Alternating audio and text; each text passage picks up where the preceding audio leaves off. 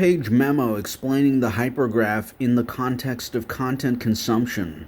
Here's a one-page memo that frames the hypergraph through content consumption, not abstract graph theory, and keeps the emphasis on selection, inference, and lived experience.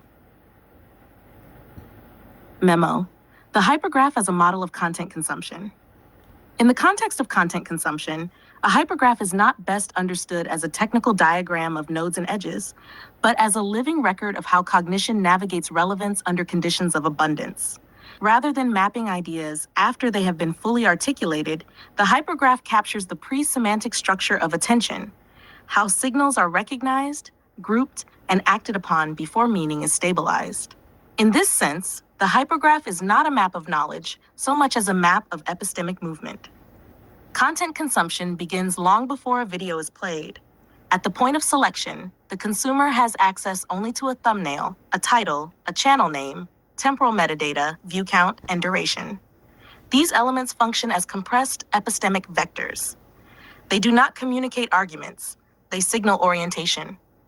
The consumer is not asking what the content says, but what kind of cognitive posture it invites: urgency, reflection, synthesis, alarm, or grounding.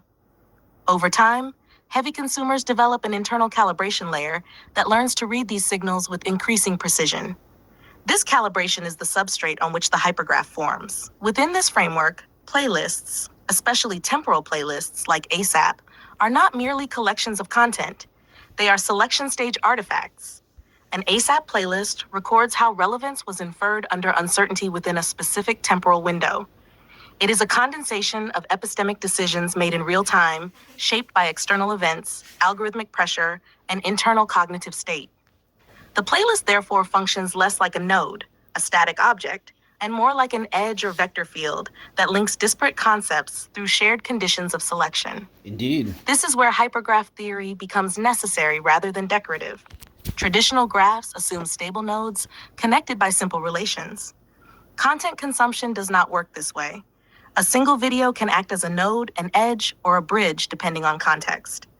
A conceptual frame, such as collapse, imperialism, or AI cognition, may emerge not as a discrete node, but as an edge that binds multiple videos across domains. In a hypergraph, edges can connect many nodes simultaneously, and nodes can themselves behave as edges. This mirrors lived consumption, where meaning is relational, provisional, and context-sensitive. Crucially, the most informative layer of the hypergraph is not what content contains, but why it was selected at all. The real edge data lives in the pre-click phase: title grammar, thumbnail effect, upload timing relative to news cycles, channel trust, and anticipated signal-to-noise ratio. These invisible edges activate future nodes before they exist. By the time content is consumed, much of the hypergraph has already been instantiated. Open sourcing a hypergraph, then, does not mean publishing opinions or summaries. It means exposing the inferential machinery of attention. It means making visible how cognition performs epistemic triage under algorithmic abundance, how it compresses uncertainty, filters noise, and assembles provisional coherence from weak signals. In this way, the hypergraph becomes a public artifact of navigation rather than belief, a way of showing how knowledge is approached, not merely what conclusions are reached. In the context of content consumption, the hypergraph is best understood as the trace left behind by sustained, intentional engagement with the feed. It is not theory imposed on consumption, but theory generated by it. Okay, there you have it, a one-page memo discussing the hypergraph as a model of content consumption.